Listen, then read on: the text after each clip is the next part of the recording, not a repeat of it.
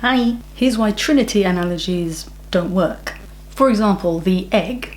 An egg has 3 distinct parts that make up the whole egg.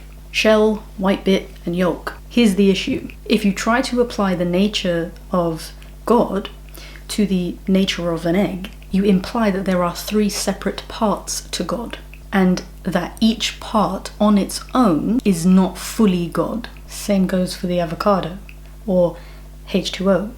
A single molecule of H2O can exist in 3 different forms: water, ice, vapor. But this too is inadequate, since the one molecule can exist in just one of these forms at any given time.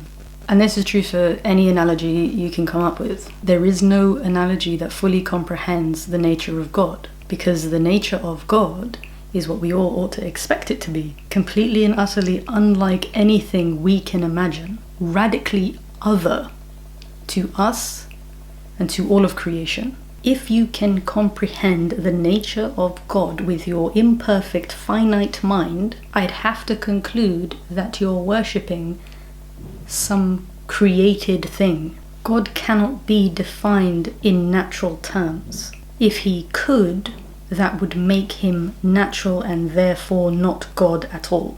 Now, specifically talking to Muslims, we both agree that God, in his utter perfection, is unlike any created thing, right?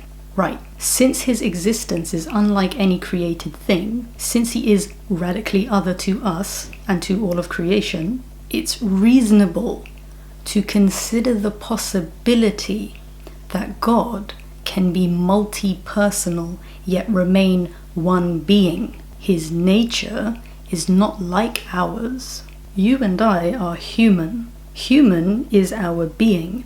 We share that. But we are distinct from one another. We are the same being, yet we are distinct from one another by virtue of our personhoods. I am a person, singular. I am a person, singular. That's who I am. And I am a human, singular. That's what I am. Being both human and person, those 2 things being distinct from one another, doesn't make me 2 humans. In Christianity, we believe in one God.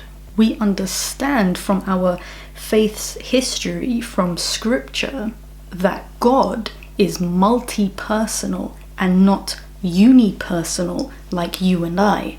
3 persons, to be precise. The word became flesh in Christianity. In Islam, the Quran is the word of Allah. Is the Quran distinct from Allah?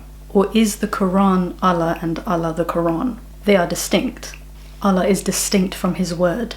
Can you separate Allah's speech from Allah? No. So then, the word became flesh in Christianity, while the word became a book in Islam. Allah is considered one, yet both he and his word, from which he is distinct, are eternal, because his speech cannot be separated from him. If he is eternal, his word is eternal. In the same manner, the Father and his word, who became flesh, remain one.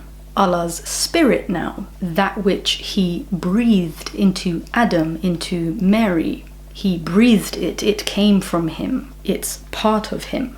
Is there any part of Allah that is created? No.